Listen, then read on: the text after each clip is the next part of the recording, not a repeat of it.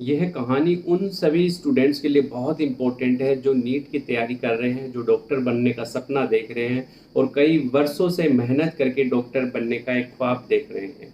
ये कहानी उस लड़की की है जिसने नीट की एग्ज़ाम दी और एक छोटी सी गलती की वजह से एक बार नहीं, दो बार नहीं, 3 बार डॉक्टर बनने से रह गई।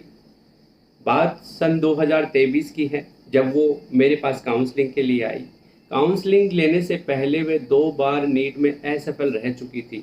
जब मैंने साइको एनालिसिस किया, उनकी पर्सनैलिटी का एनालिसिस किया, तो मुझे पता लगा कि वह लड़की बहुत अच्छी है, पढ़ने में बहुत अच्छी है, उसका कॉग्निशन लेवल बहुत अच्छा है, उसकी कैचिंग कैपेसिटी बहुत अच्छी है, वो याद करना और याद करके रिकॉल करने की पावर बहुत अच्छी है।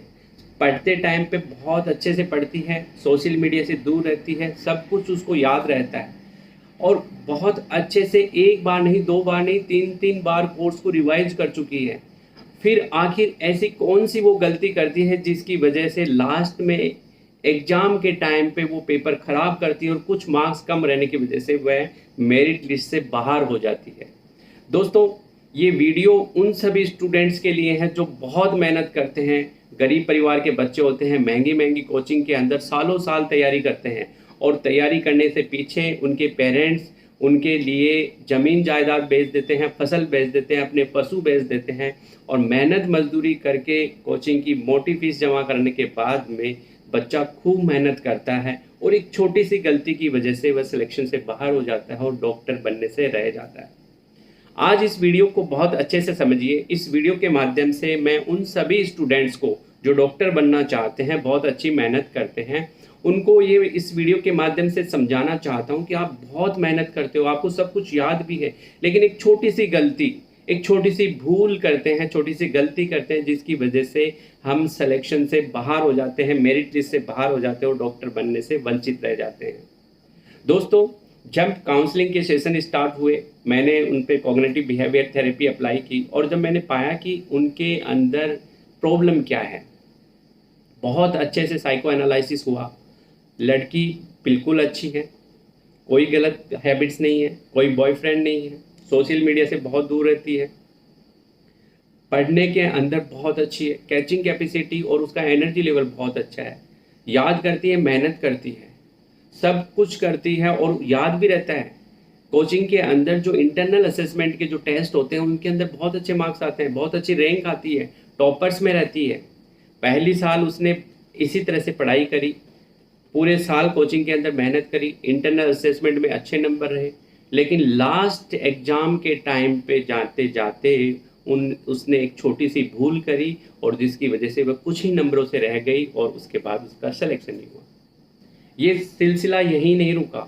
दूसरी बार उसने हिम्मत जुटाया, अपने आप का एनर्जी को इकट्ठा किया और उसके बाद फिर से लग गई पढ़ाई में।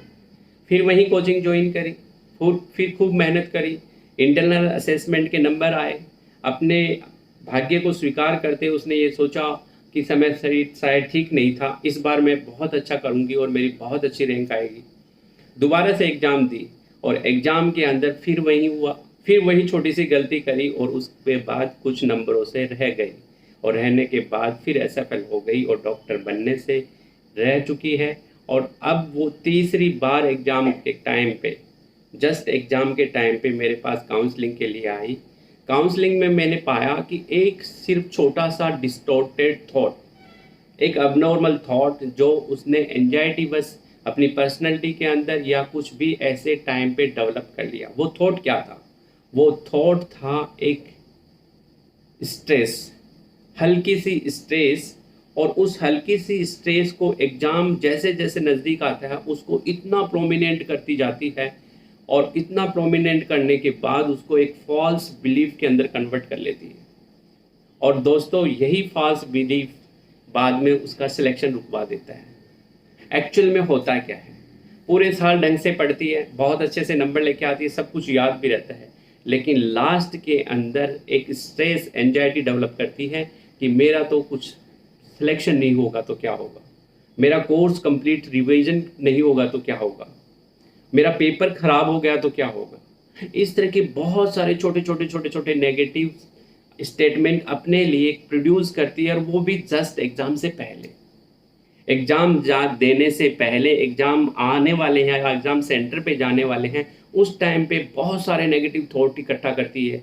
मेरा तो ये वाला चैप्टर छूट गया, मेरे तो केमिस्ट्री में ये रह गया, बायो में ये रह गया, फिजिक्स में ये रह गया, मेरा पेपर अच्छा नहीं हुआ तो क्या होगा, मेरा सिलेक्शन नहीं हुआ तो क्या होगा, मेरा तो पेपर लास्ट में जाते जाते जब एग्ज़ाम के डे आता है उस दिन तक तो ये होता है कि वही मान लेते कि मेरा पेपर तो खराब होगा। दोस्तों बहुत अच्छी तैयारी के बाद में एक सिर्फ छोटी सी एंजाइटी, एक छोटा सा अबनॉर्मल थॉट, एक डिस्टॉर्टेड थॉट, और वो धीरे धीरे अपने आप के अंदर उसको विश्वास में बदल लेती है। मैंने जब उसको बहुत अच्छे से एनालाइसिस किया तो पाया कि एग्ज़ाम आते आते उस अबनॉर्मल थॉट को रियल मान बैठती है। एक फॉल्स थॉट कि मेरा पेपर खराब होगा, पेपर आया ही नहीं, पेपर दिया ही नहीं, उससे पहले वह मान चुकी होती है कि मेरा पेपर खराब होगा। अब दोस्तों ये वर्क कैसे करता है? जब हम किसी भी फेक चीज़ को रियल मानते हैं और उसको बार बार रिवाइज करते हैं तो हमारे ऊपर हम जो नेचर के अंदर जितने भी लॉ है, जितने भी फोर्सेस है, जितनी भी साइकोलॉजी, वो हमारे ऊपर लागू हो जाती है। पूरी साल पढ़ने वाली लड़की सब कुछ याद होने के बाद लास्ट में घबरा जाती है और एक अबनॉर्मल थॉट क्रिएट करती है कि मेरा तो पेपर खराब होगा, मेरा सिलेक्शन नहीं होगा। ये थॉट वर्क कैसे करता है? जब वो सोचती है कि मेरा तो पेपर खराब होगा, तो वह धीरे धीरे सोते जागते 24 घंटे यही चीज़ें रिवाइज करती है, और ये चीज़ें रिवाइज करती है तो उसके कॉन्शियस माइंड से सबकॉन्शियस माइंड में ये सब चीज़ें जाती है। और सबकॉन्शियस माइंड के अंदर दोस्तों जब भी कोई चीज़ें स्टोर हो जाती है तो वो हमारी लाइफ के अंदर हकीकत में बदल जाती है, क्योंकि यही पावर है सबकॉन्शियस माइंड का।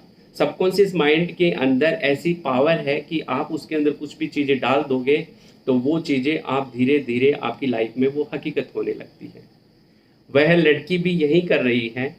24 घंटे वो सोते जागते उसी टाइम पे, एग्ज़ाम टाइम पे ये सोचती है कि मेरा पेपर ख़राब होगा, मेरा सिलेक्शन नहीं होगा, मेरा पेपर ख़राब होगा, मेरा सिलेक्शन नहीं होगा, मेरा पेपर ख़राब होगा, मेरा सिलेक्शन नहीं होगा। और ये चीज़ें सोते वक्त भी करती है, जागते वक्त भी करती है, पढ़ते वक्त भी करती है। तो धीरे धीरे कॉन्शियस माइंड से सबकॉन्शियस माइंड में जाती है, सबकॉन्शियस माइंड के अंदर जाने से वो चीज़ें हकीकत में होने लगती है। दूसरा, जब भी हम कोई नेगेटिव चीज़ें सोचते हैं, हमारे माइंड के अंदर कोई नेगेटिव इमेजिनेशन करते हैं, नेगेटिव थॉट लेके आते हैं, तो हमारा परसेप्शन नेगेटिव होता है, और हमारा परसेप्शन नेगेटिव होता है तो हमारा थॉट प्रोसेस सारा नेगेटिव हो जाता है और हमारे अंदर नेगेटिव थॉट बनते हैं। नेगेटिव थॉट हमारे अंदर नेगेटिव इमोशंस डेवलप करते हैं, और वही नेगेटिव इमोशन से हमारे अंदर नेगेटिव फीलिंग आती है। नेगेटिव फीलिंग की वजह से हमारे अंदर नेगेटिव बिहेवियर आता है, और नेगेटिव बिहेवियर हमारा जो नेगेटिव एक्शन के रूप में बाहर निकलता है, जिससे हमारे सर दर्द होता है, घबराहट होती है, बेचैनी होती है, मन उड़ जाता है, पढ़ाई में मन नहीं लगता, कंसंट्रेशन पावर कम हो जाती है, मेमोरी कम हो जाती है, और रिकॉलिंग पावर है वो कम हो जाती है, और रिजल्ट 0 आता है।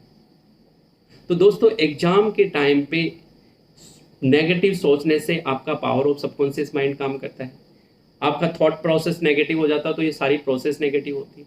और थर्ड होता है लॉ ऑफ अट्रैक्शन। जब आप किसी चीज़ को बार बार अट्रैक्ट करते हैं तो लॉ ऑफ अट्रैक्शन भी हमारे ऊपर लागू होता है। तो हम किसी चीज़ को इमेजिन करते हैं नेगेटिव परसेप्शन के साथ में कि मेरे साथ तो मेरा पेपर ख़राब आएगा और मेरा सिलेक्शन नहीं होगा, और ये चीज़ें इतनी शिद्दत से की जाती है कि वो हमारे सबकॉन्शियस माइंड में जाती है और लॉ ऑफ अट्रैक्शन हमारे ऊपर लागू हो जाता है। मैंने बहुत कोशिश करी उस लड़की को समझाने के लिए कि अगर आप एक ये अबनॉर्मल थॉट ये हटा दो तो आपका सिलेक्शन हो जाएगा, लेकिन वो अबनॉर्मल थॉट को अपना रियल थॉट मान चुकी होती है तब तक, और समय नहीं होता है। और अब समय जब एग्ज़ाम हो गया, एग्ज़ाम के बाद उसका नेगेटिव रिजल्ट आया, तो अब उसको बहुत अच्छे से समझ में आ गया है कि मुझे लास्ट टाइम पे फेक चीज़ को रियल नहीं मानना है, एक गलत और डिस्टॉर्टेड थॉट को रियल थॉट नहीं मानना है।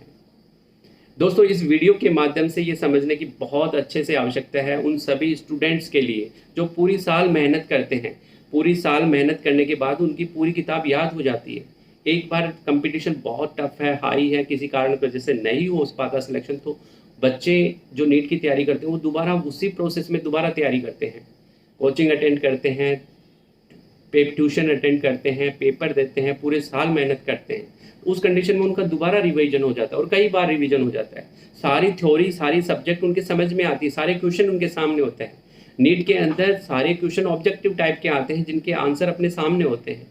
उसके बावजूद वो लोग सिर्फ एक एंजाइटी की वजह से, एक नेगेटिव थॉट की वजह से, एक अबनॉर्मल और डिस्टॉर्टेड थॉट की वजह से सारा प्रोसेस खराब कर लेते हैं और फिर उसका नेगेटिव रिजल्ट को ले लेते हैं।